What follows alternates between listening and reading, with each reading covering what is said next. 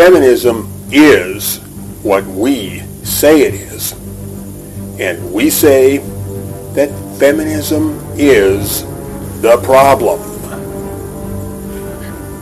Putting the conversation where it needs to be, this is the Vanguard Report.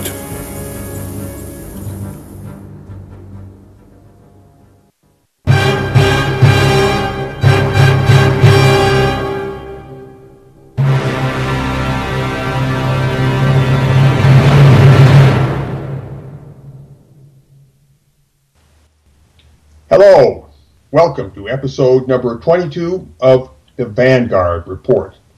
This is where we put feminism under the microscope in order to understand how it is put together. We do that in order that we might understand how best to take it apart. We see how feminism is put together, and then we see how to take it apart. Does that make sense? Good. Here on the Vanguard Report, we entertain 3 questions. Everything we talk about revolves around those 3 questions. 1, what is feminism? 2, where do we stand? And 3, what is to be done? Feminism is what we say it is. We are taking control of the meaning of the word feminism. We're not waiting for the people who write dictionaries to get caught up here and to add a new definition for the word. We're taking matters into our own hands, and we are defining the word for ourselves and building up our knowledge of what feminism is from that definition. And the definition is that feminism is the project to increase the power of women. That is the seed from which everything grows. Very well. Once again, this is episode number 22 of the Vanguard Report. I am your host, fidelbogen. My fellow host is Nick Redding. He is a true son of the Alberta Prairie. That's in Canada. Nick, say hello to the people.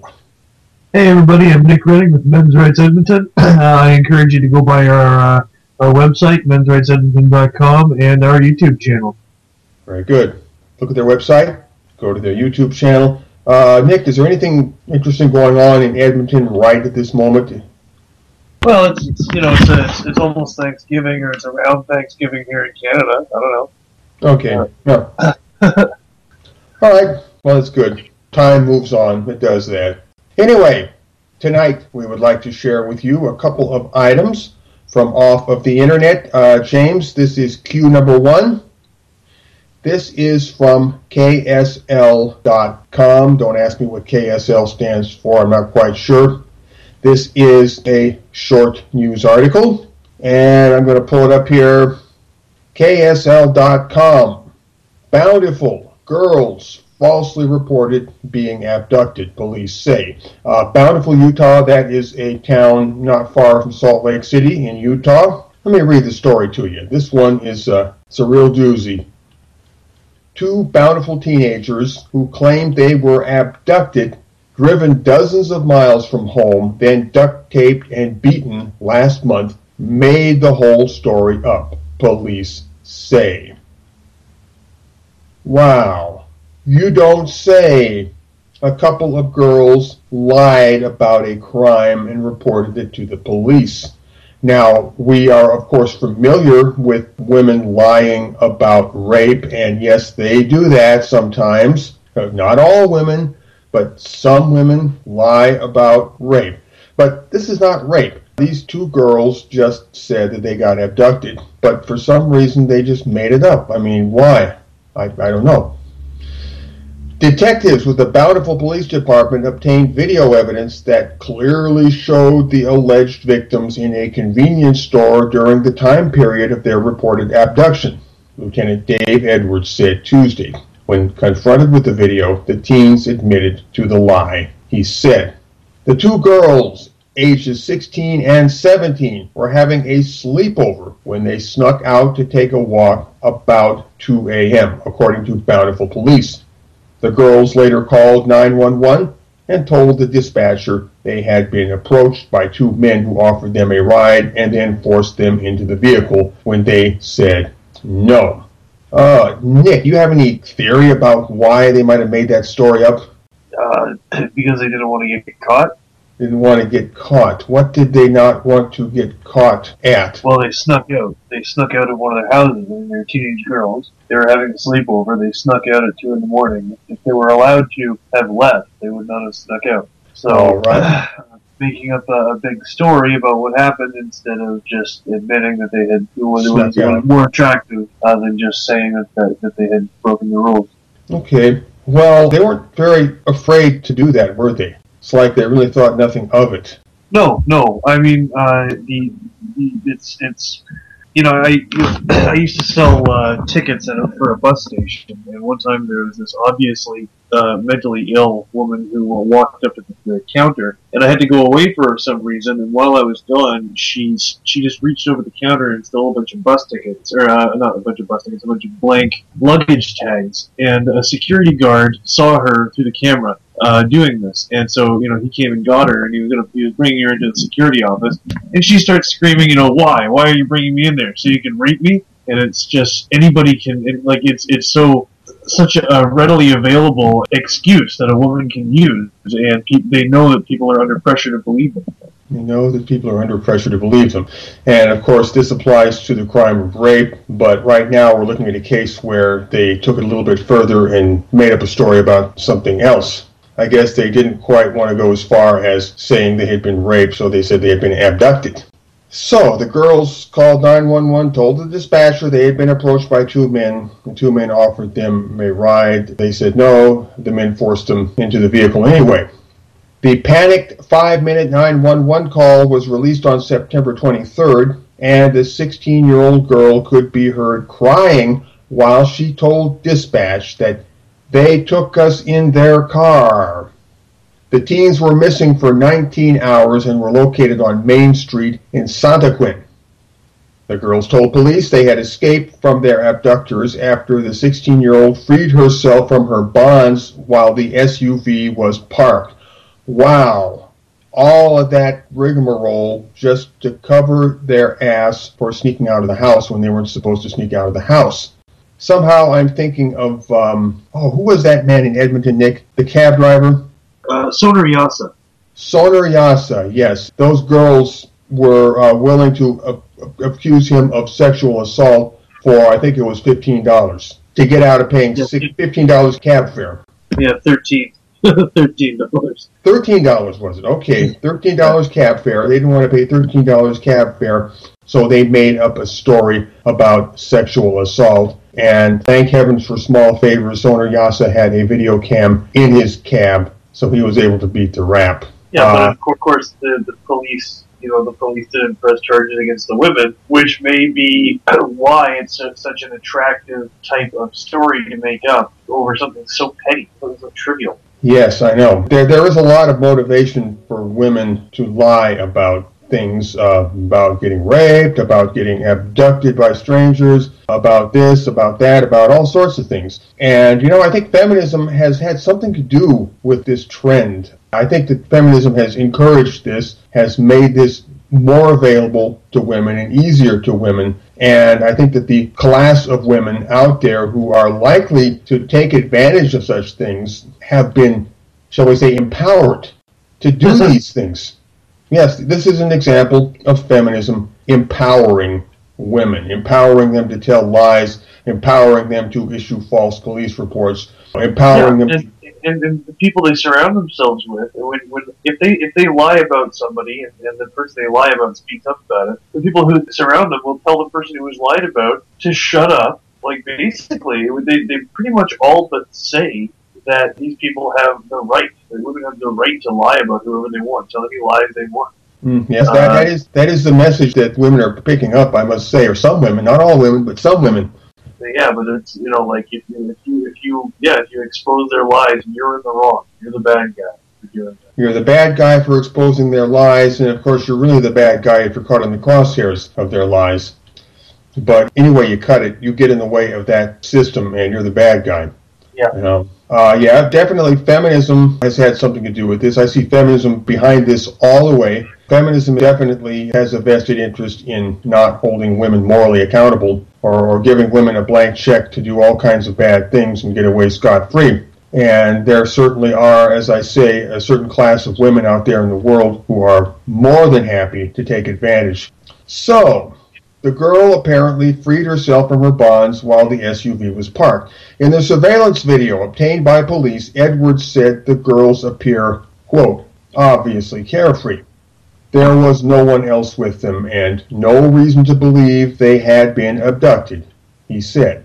As for the injuries the girls suffered, Edwards said the girls admitted they were self-inflicted.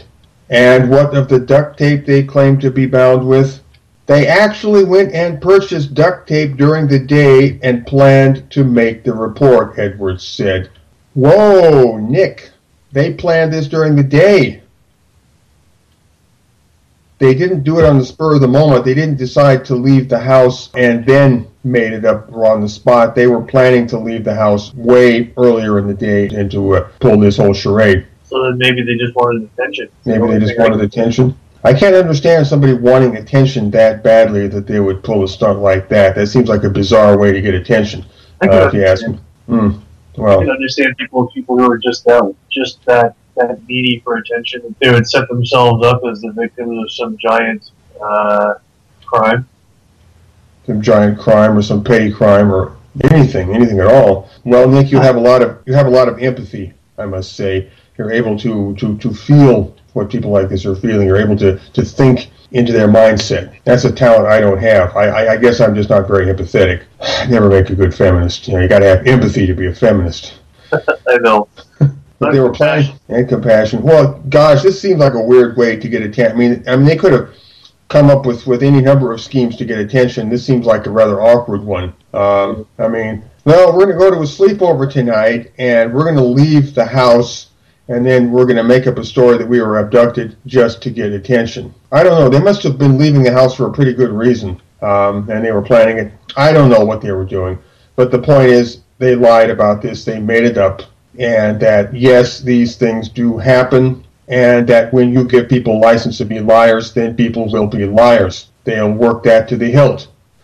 They were very convincing to everyone, he said. Up until we got this piece of information, we had nothing to indicate that there wasn't a predator out there that was potentially going to take another child. So they whipped up moral panic in the community, got the police on the lookout for some predator who wasn't there. Way to go, girls. Way to go.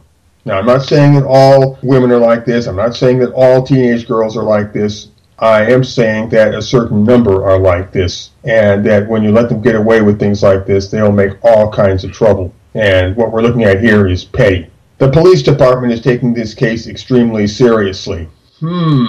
Charges for filing a false police report will be screened by the Davis County Attorney's Office, Edwards said.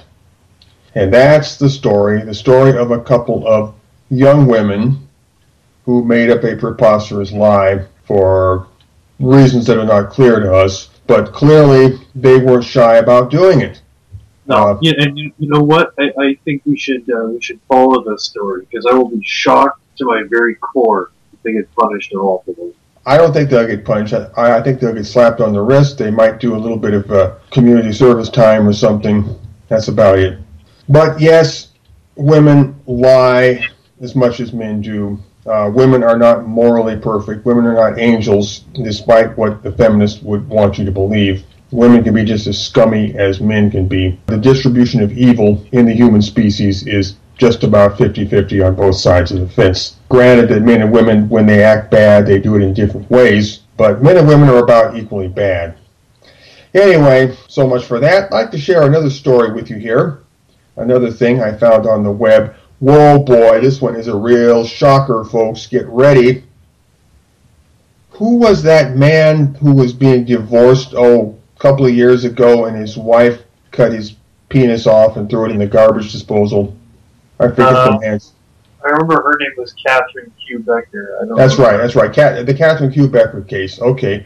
Well, anyway, this next thing I'm going to share kind of puts me in mind of that, and you'll see why. This is Q number 2. Oh, that's right. I keep forgetting. We don't have the chat tonight, so it doesn't do any good for me to put up links anymore. Folks, I can't share the link with you, but let me tell you this. This is in the Bild, which is an online German publication, a tabloid-looking thing, but the story is really something. This is from India. Let me pull it up here. Vigilante justice in India. And I am looking at this through the Bing translator, so you're going to have to bear with the drunken English here. This is translated from the German into Bing translator English. So hang on to your hat, folks. Vigilante justice in India. Penis off. Mob castrated rapist. You got that right. This was a mob castration. A penectomy by posse, if you will. Naked and bloodied, the man in the crowds stands, New Delhi. With torn up eyes, Suresh Kumar faces in the mob. The 40-year-old with a cloth covered his shame. The penis was chopped off with a meat cleaver, him. Reason for the vigilante justice, the Indians should previously have tried to rape a little girl, as the Daily Mail reported. Apparently, this man, Suresh Kumar, attempted to commit rape. Okay, now I don't know if he was innocent or guilty, but anyway, that's what the story said. Apparently, he was an attempted rapist. Reason for the vigilante justice? He tried to rape a little girl, as reported in the Daily Mail, in a side street of Ganganagar in northwestern of India.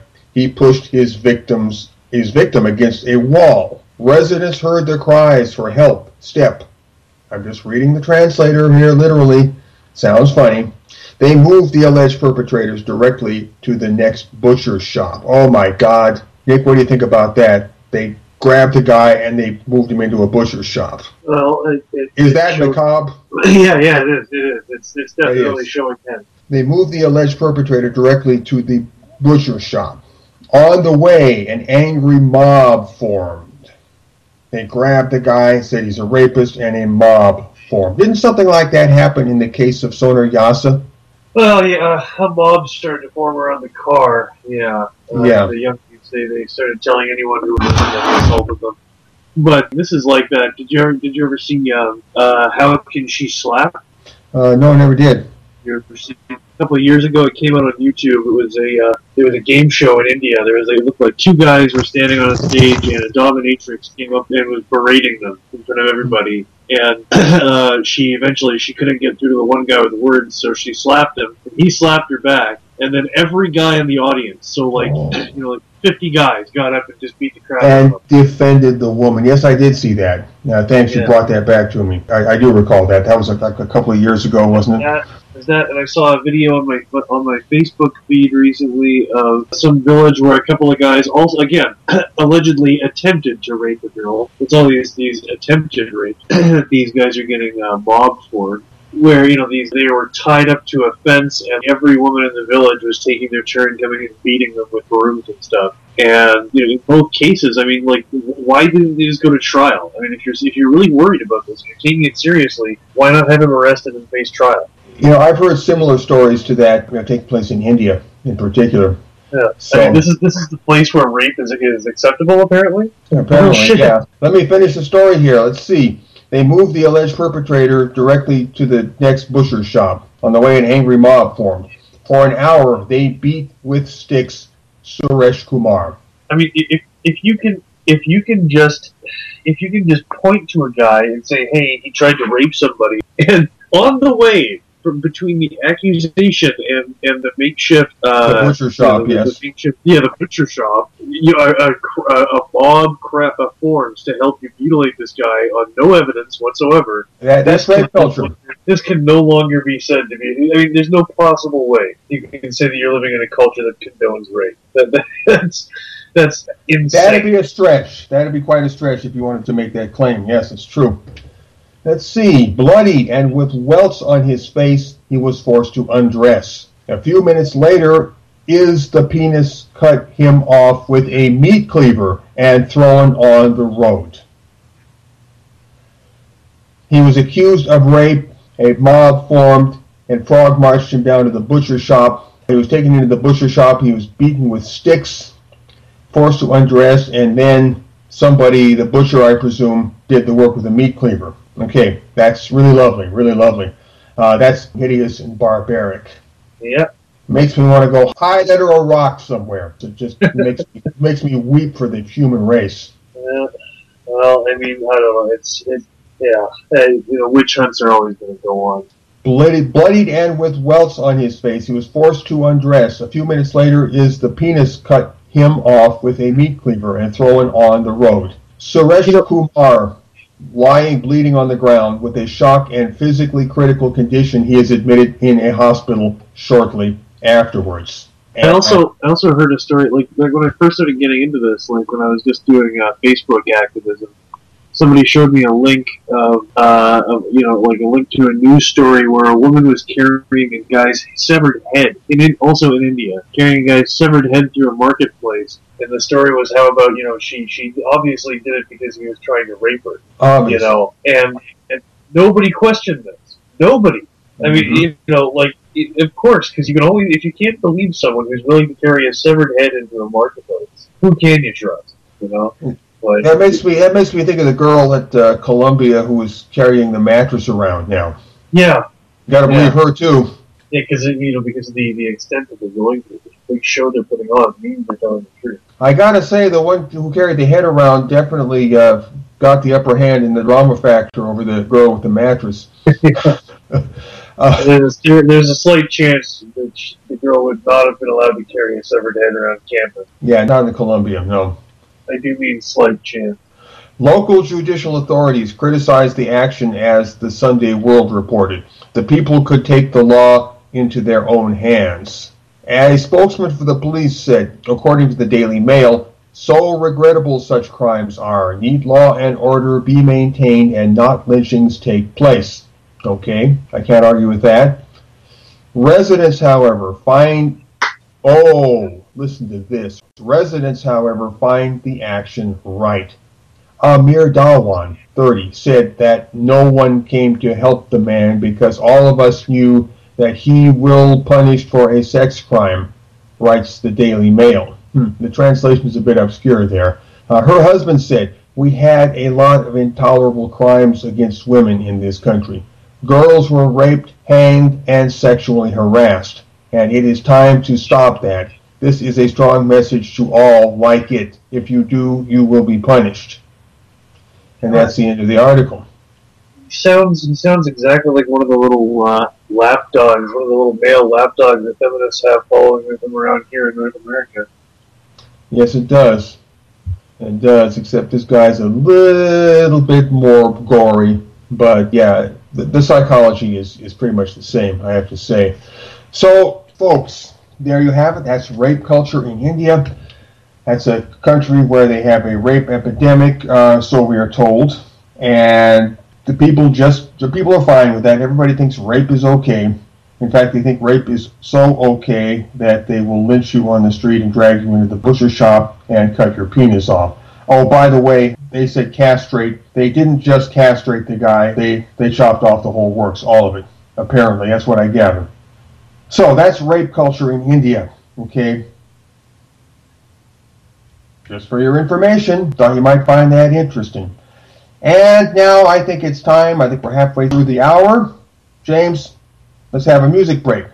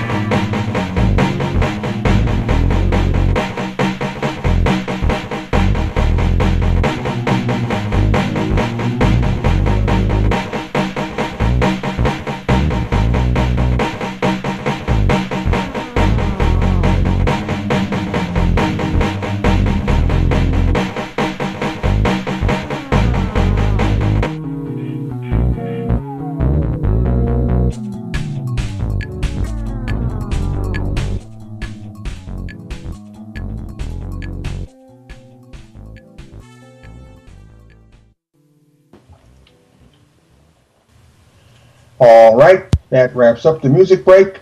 Welcome back, everybody. This is the Vanguard Report, episode 22. I am your host, Fidelbogen. My fellow host, Nick Redding, is with us tonight. Nick Redding, true son of the Alberta Prairie. And this is part 2, the part after the music break. Folks, we are not on trial. Feminism is. And what do I mean by we? Well, I mean we, the rest of the world, everybody who is not a feminist or who is not a part of feminism. That's we. And we are not on trial.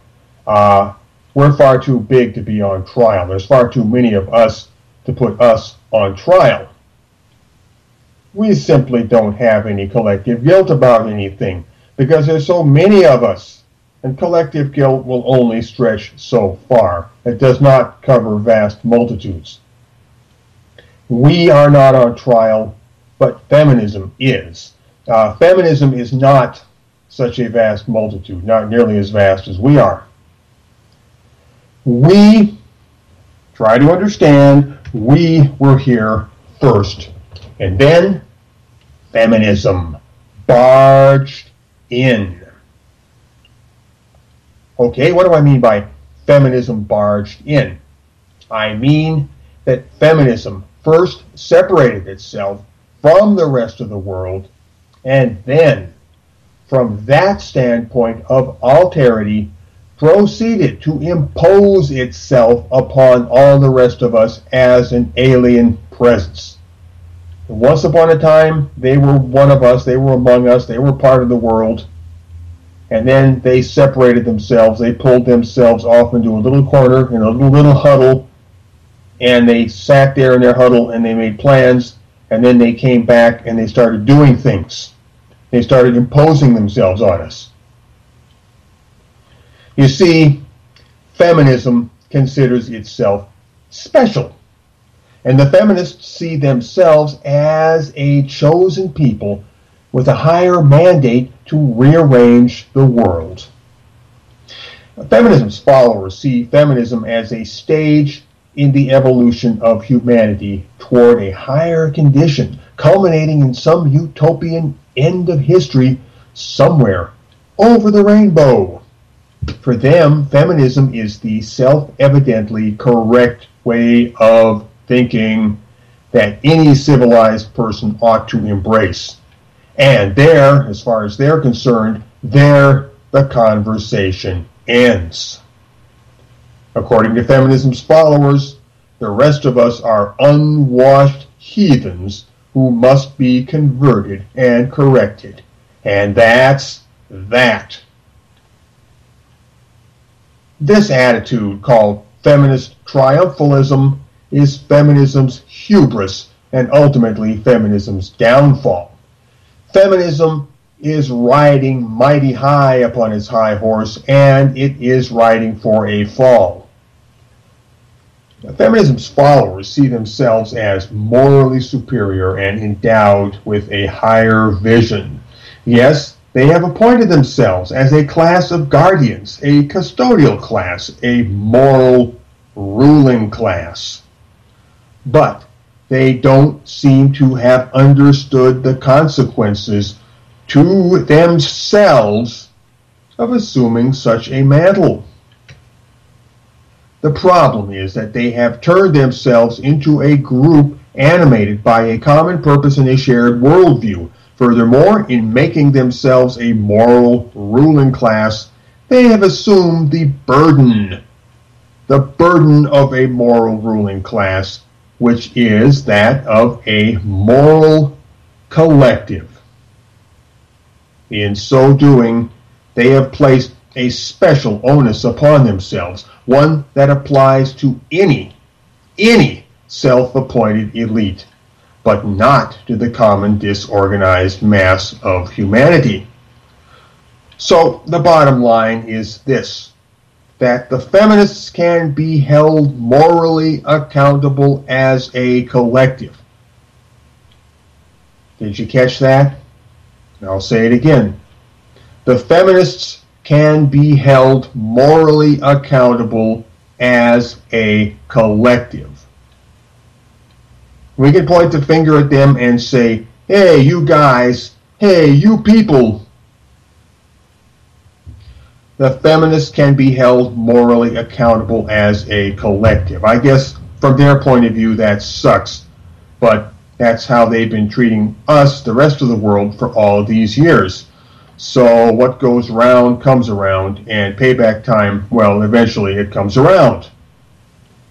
So, yeah, the feminists can be held morally accountable as a collective, whereas the world in general, that's us, the world in general, which is simply an unorganized mass, cannot be. Never forget, feminism is a social movement, but non-feminism is not. Feminism is a moral collective, but non-feminism is merely a human aggregate. We, non-feminist men and women, compose, let us roughly say, 4/5 of the human race. So we clearly have the advantage of numbers, but we are certainly not a moral ruling class. True, we may contain groups and subsets of people who pretend or contend to be a moral ruling class, but as an ensemble, we lack that kind of cohesion. We are distinguished by one thing more than anything else, by the fact that we are not feminist. And we will get into the details of that some other time. We are, to put it simply, most of the world. We are the majority of humanity. So clearly, we did not seek to impose ourselves on most of the world. What are we doing? Imposing ourselves on ourselves? No. We did not separate ourselves from the rest of the world as a separate cult with an elite philosophy and a mandate to go and rearrange everybody else. We didn't do that, but the feminists did that. So we did not impose ourselves on most of the world. We were simply going about our business day in and day out, and then at a certain point we began to notice that something strange was happening. We have the prerogative to tell feminism what it is, because feminism is a divagation from the ground state of the world. Hence, it is targetable as an object of understanding, and it is accountable as a collective. Yes, we have the prerogative to tell feminism what it is. As we love to say, feminism is what we say it is. They've been telling the rest of the world what the rest of the world is long enough, and now the shoe is on the other foot. The rest of the world is becoming aware of itself as an active political force and is feeding feminism a taste of its own. We're telling feminism what feminism is. We're looking at feminism and talking about feminism and telling feminism what feminism is. And boy, it must feel really nice to be a feminist right now. And let me tell you something else. It's only getting started. This is just the beginning. It's going to get better. The world, that's us, is not morally accountable for the world or to the world. The human race is not collectively guilty for the crimes of any individual man or woman, and most importantly, you, whoever you are not guilty of anything you didn't do. Ever heard that concept before? The individual is accountable for his actions or her actions as an individual. If you didn't do something, you didn't do it. If you didn't rob that bank, you didn't rob that bank. If you didn't commit that rape, you didn't commit that rape. Then the list goes on. Yeah, man, let's hear it for the individual. When a non-feminist man or woman becomes consciously aware of feminism as an objective difficulty for the human situation, we say that this person has become activated. That's the word we use, activated. The sum total of such people compose what is called the activated non-feminist sector. So we got the non-feminist sector, which is everybody, everything on Earth and in the entire universe, which is not a part of feminism. And then we have the activated non-feminist sector, which is the part of the non-feminist sector which is becoming self-aware, becoming aware of what feminism is, and consequently also becoming aware of what it is in relation to feminism. This is becoming political. The non-feminist part of the world is now waking up as a political force with a political voice, who can talk back to feminism and tell feminism where to shove it. When the activated non-feminist sector moves actively against feminism, this is done chiefly to expose feminism and to hold it accountable for its sins. As non-feminists, it is not our task to offer alternative solutions to the problems which feminism has defined into existence in the first place. Our task is simply to expose feminism, to make its devices so generally apparent that it can no longer operate unremarked, and to make it so generally unpopular that it is always on the defensive and always under a cloud of suspicion. Unlike feminism, the non-feminist sector is not a moral collective. All right? I'll say that again. The non-feminist sector is not a moral collective. It's not collectively accountable. You cannot inflict guilt by association upon somebody simply because they belong to the human race. We're all associated with the human race. Now, you could come up with some theory of original sin and say we're all guilty in the eyes of God or something like that. And if that's what you believe, well, then that's okay. But not everybody believes that. On another level, you really can't get away with saying that. Under law, you can't get away with saying that. So you cannot inflict guilt by association upon somebody simply because they belong to the human race. Guilt by association only works when you apply it to a small, clearly identified, clearly defined group, a group with definite borders, a definite hard line around itself. And the human race is not such a group. It's just too big. The non-feminist sector is not such a group. It is merely the world exclusive of feminism, merely the world and all that the world contains. The good, the bad, the indifferent, the sublime, the absurd. Boy, the non-feminist sector has got it all. The world, in case you don't know, is a diverse place. But unlike feminism, it is not a moral collective and cannot be held collectively accountable. It's diverse, it's not a moral collective, and cannot be held morally accountable.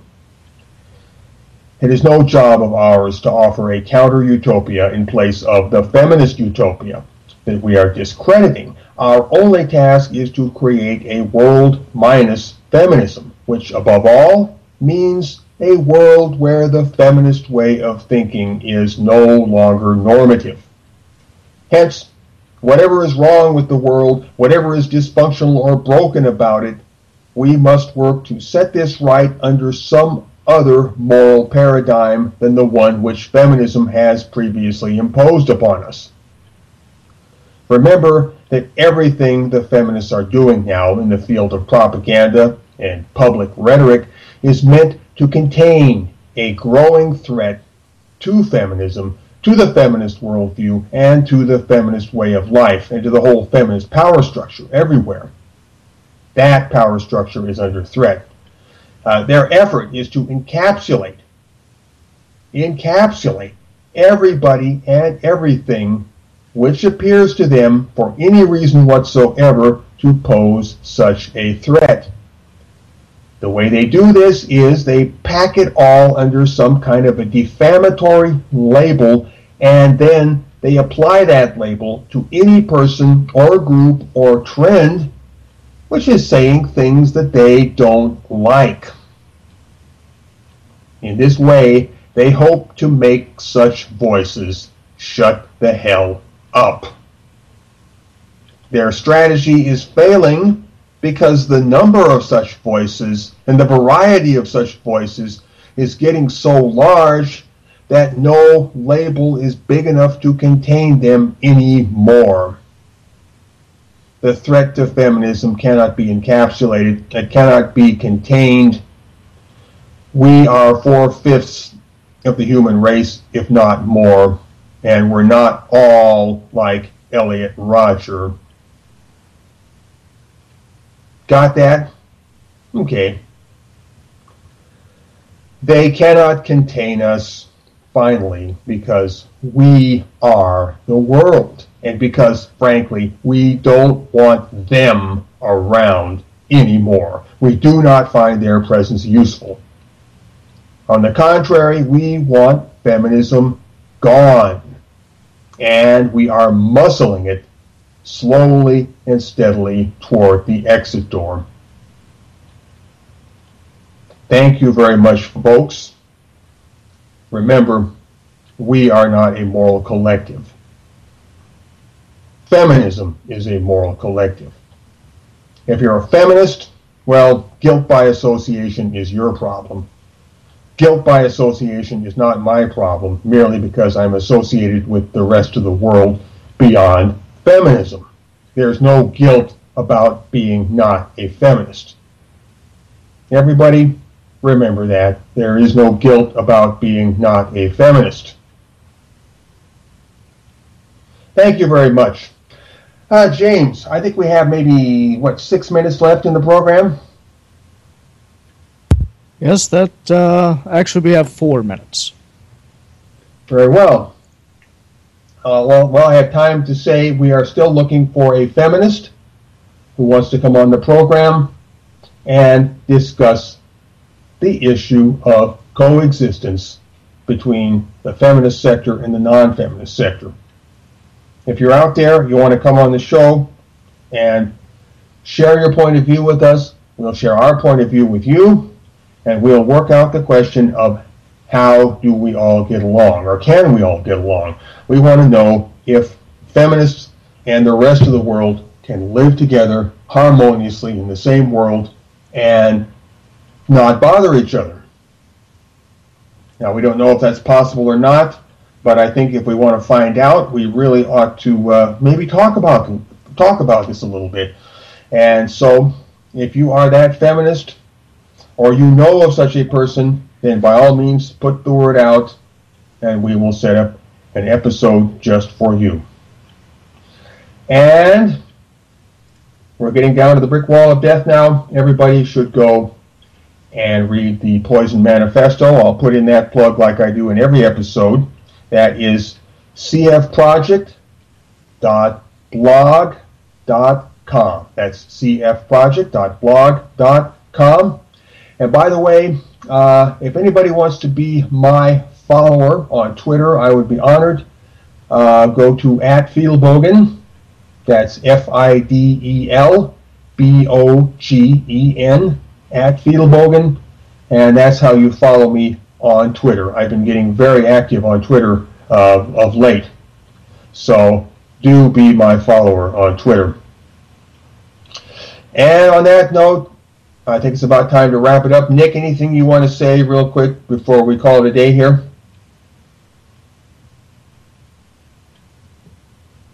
Oh, did we lose Nick? Sounds Sorry, like can it. you hear me? Can you hear me? Yep, Yeah, we can hear now. you. Yeah, just I just want to put in another plug for my website, mensrightsedmonton.com, and my YouTube channel, Men's Rights Edmonton. We can always use more subscribers, more viewers. Great. Everybody go to their channel, go to their website, give them lots of traffic, give them lots of click love. And folks, I think the hour is about up now. I think the brick wall of death is right in front of our nose. So on that note, everybody, never forget, feminism is what we say it is. See you next week.